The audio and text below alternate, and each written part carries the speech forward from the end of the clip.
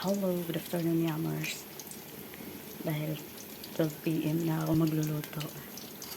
Yes. Prito muna tayo nito. Ewan ko kung pwede dito banggitin yung ganito.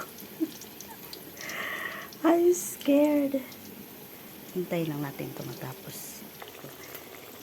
Well, ito, pinalambot ko lang siya. Toyo and vinegar. Palambutin lang natin. Ayan, partner. Dahil tapos na ito, mantika na lang naiwan, wala ng mga tubig. Saka tapos na rin yung pinirito natin kaninang ito. Sa gitna niyan maglalagay tayo. Dito tayo magprito.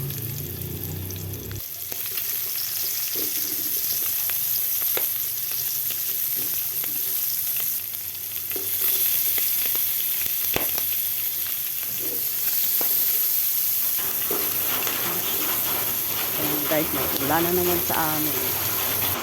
Lagyan natin ang kamatis.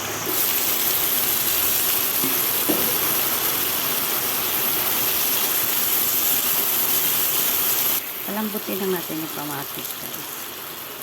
So, ayan na guys, palambutin. Lagay natin yung pampabango natin. Lagyan natin ang pampalasa. Pepper. Garlic.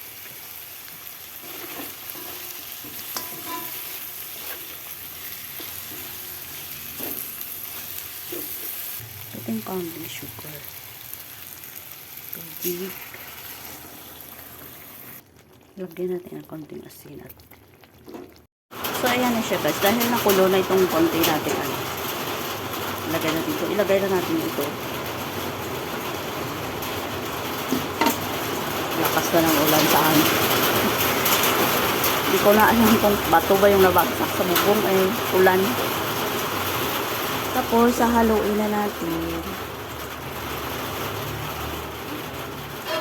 Bakit ako nagluto nito? Favorite kasi ng anak ko to. Kaya gusto niya yung ganito.